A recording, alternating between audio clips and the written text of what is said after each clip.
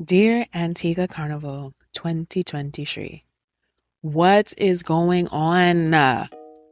I'm your host, Shah, and you're tuned in to the Tingz podcast. Being here means that you're ready to learn a little bit more about the Caribbean carnival culture.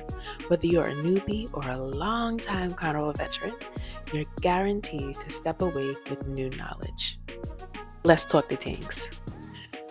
What up, y'all? Welcome back to the Tingz podcast. If you are new here, welcome.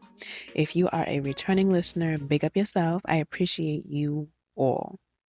So I actually did have a real episode for y'all. Not that this isn't a real one, but I wanted to put those on pause because I feel like I needed to put y'all on to the very interesting process that I find myself in as it pertains to my summer travels.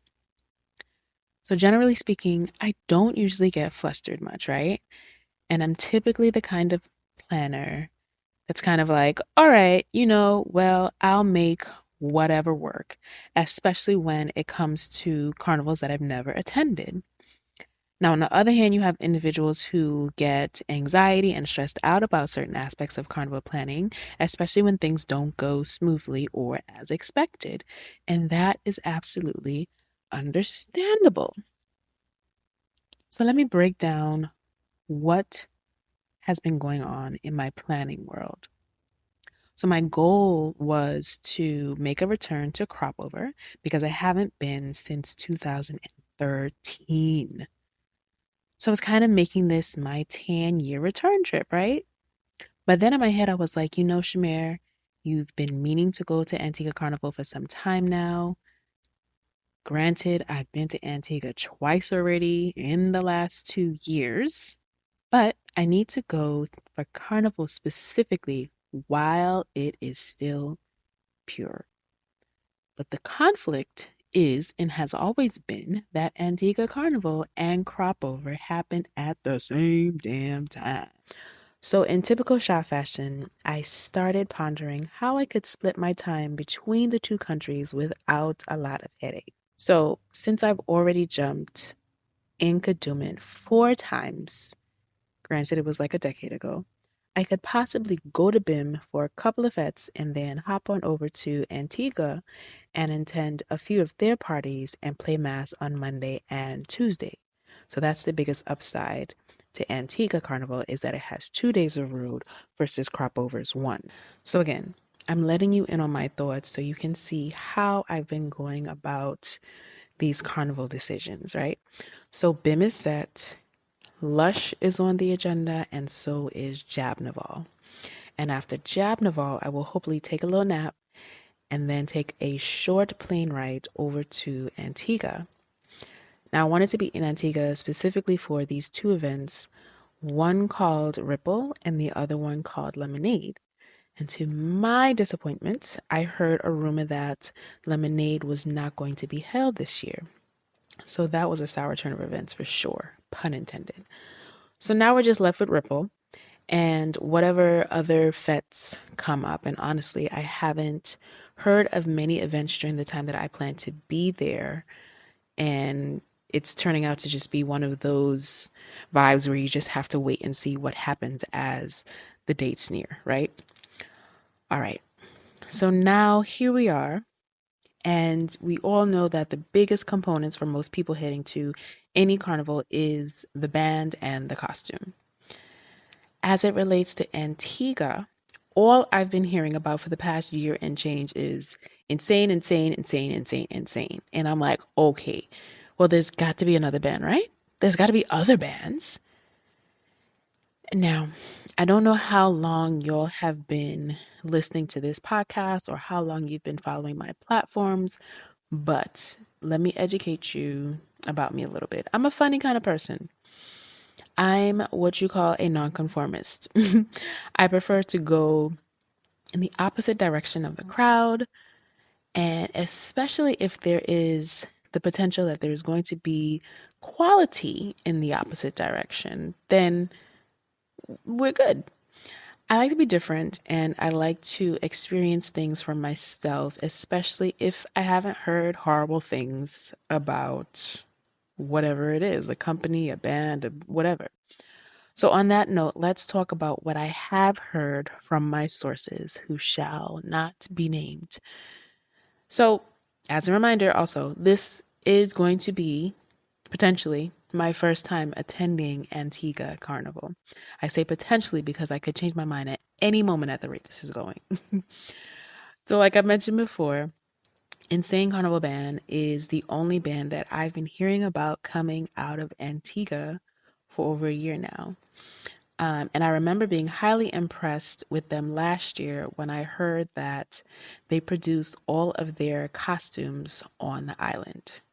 I was also impressed and shocked and a little bit concerned when I heard that their sections are designed by one woman, Jenna. And I'm like, how does women don't have designer's block? This is a lot. This is a lot to take on for one person. But kudos to her, right? So, anywho, in my little Antigua chat, I learned that there are, in fact, other bands. And the next band that came up in conversation was Mist with a Y. Now, watch me now getting all excited about this, right? Especially after numerous sources said that historically, Mist has been the band to go with for the vibes, and Insane has been the band to go with if you're someone who's more interested in having costumes that are up to the times and produce well. Now, for me, typically I will almost always choose vibes and customer service over costume presentation. Why, you ask? Because, well, I know that I can modify a costume that I may not love, right? I can modify it and make it work for my shape and my style, right? And I am certainly team energy, especially after my Trinidad experience just now, right? Like, I loved my Lost Tribe costume, right? But I needed more energy from the DJs in the band and all of that, right? So I'm kind of looking to compensate for that quote unquote loss. So here I am getting all excited about Jumping with Mist. But then as time progressed, I started to hear more and more about how Mist has been disappointing its revelers over the past couple of years. Let me just throw this out there. This is just what I'm hearing. I can't say whether or not it's true or whether or not I've experienced this because I have not been. I'm just going off of what I've read, what I've heard, etc., etc. So I'm like, okay, well, you all really up in here busted my bubbles because prior to the Miss Band launch, I was already going into it with the expectation that I wasn't going to be in love with any of my costumes, right? Because I've heard that while the designs may be of decent quality, when it comes to the actual production of the costumes, Miss needs to put a little more love in that area. So then on top of that, I'm hearing that they didn't have an online payment method in the past, and people who lived abroad would have to send money via Western Union or MoneyGram so that someone on the island could register for them. Y'all, the way those red flags raised up on my skin, like I haven't wired money for a costume since 2011, and that was by choice. So there were some other things shared. And after that, I was like, you know what? I'm gonna have to sit up here and take my own advice because a couple of days ago I had posted about how people need to listen to the voices of the past, right? Listen to those who've had poor experiences with bands or sections or whatever, right? And in my post, I encouraged everyone to make wise carnival choices. Now, if I sat up here and jumped with Mist and experienced everything that I've been warned about, then I'd be like, you know what, Shamir? Yep, you definitely set yourself up for that.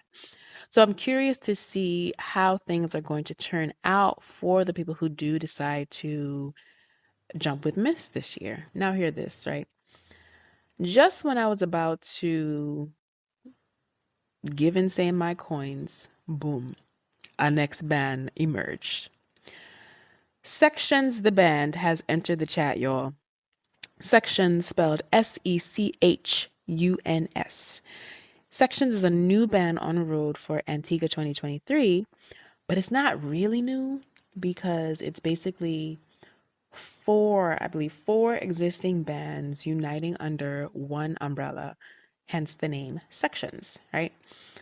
Now I got excited because Antiguan Designer dropped a teaser for the band, and I'm like, oh, insert GIF rubbing the chin. You know that one with the black guy. Anyway, I was like, oh, this is a reputable artist. His work is amazing. Everyone knows that his designs are always on point, right? Now, a lot of people will generally run in the opposite direction when they hear about a new experience, let alone a new band, especially one that's launching fairly late in the year, or maybe it's not late and I'm just not used to how Antigua run the things.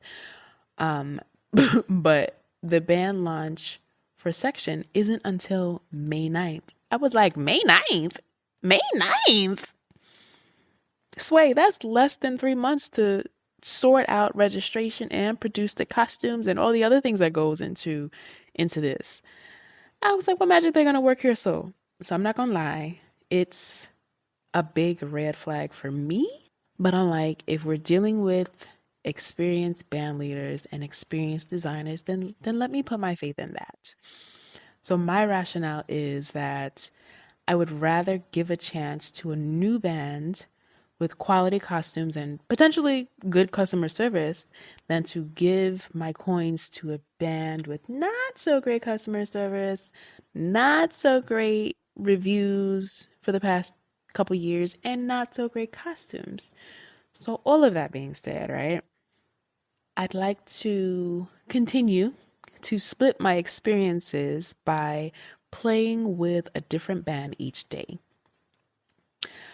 Now, I know Insane has a Monday only package, I believe, and I'm hoping that the other bands do something similar so that I'm able to dabble a little over here and a little over there. I'm also really hoping that Section just comes with pure fire, right? I love that every Tuesday they drop a little video podcast featuring the leaders behind the band, right? Because it gives me hope, right? It gives me the sense that they are truly about quality. And the band, according to the podcast, right, it supposedly has something for everyone. So I'm really hoping that all of that is true. There's only a few days left to see what they're working with. May 9th is right around the corner. So if their presentation is not to my liking, I will either skip mass altogether or only play on Monday. And so this is the beauty of having options. So let me offer this learning lesson, right? For those of you who might feel that you have to play mass or that you have to follow the trend of what everyone else is doing. That's not the case. You can curate your experience to fit your needs and fit your preferences. It doesn't have to be this cookie cutter thing. So if there are multiple days on the road, decide what you love the most. Are you all about rocking a beautiful costume with feathers galore? Or do you simply want to have that road experience jamming behind a truck for hours on end with soca music blasted, right? There's a difference. Me, I'm a road girl. Costume, not required, not mandatory. And to be completely honest with you, being in full costume is only beneficial for content creation. It's great to have numerous photos and videos in costume to use and swap out for my website, my Instagram page, and all that, right? It helps with engagement. Um, Anything that's related to Tingz Nice, being in full costume, having those photos always come in handy. And that is really one of the main reasons why I look forward to it. I mean, granted, I do love to be decked out in costume and being in unity with other section members, but it's not a mandatory thing for me, and I can absolutely pass on it. If I do choose to play mass, y'all know that I am team backline all the way because I want to walk up. I want to walk up stinking dirty, right? And I cannot do that comfortably in a frontline costume. I'm not that person to be like, oh, I'm just gonna put my backpack right up here on this truck. Nah, sway. No, no, no, no, no. Nope. How about we just not get it? How about we just save a couple $100 and nix the backpack? Like I love my tribe costume. There were no feathers involved, but it was still a lot. It was annoyingly beautiful. Okay? But anyway, this podcast wasn't really about anything, as I mentioned before, but I really just wanted y'all to be privy to what was happening as it relates to Barbados and Antigua, especially if they are on your bucket list, more so Antigua. So y'all just stay tuned because I'm going to be revisiting this in my stories and probably back on this podcast once I figure out what is going on and after this section's launch. But all right, thank y'all for for listening to this random rant about Antigua Carnival 2023. Stay tuned. Holla at your girl.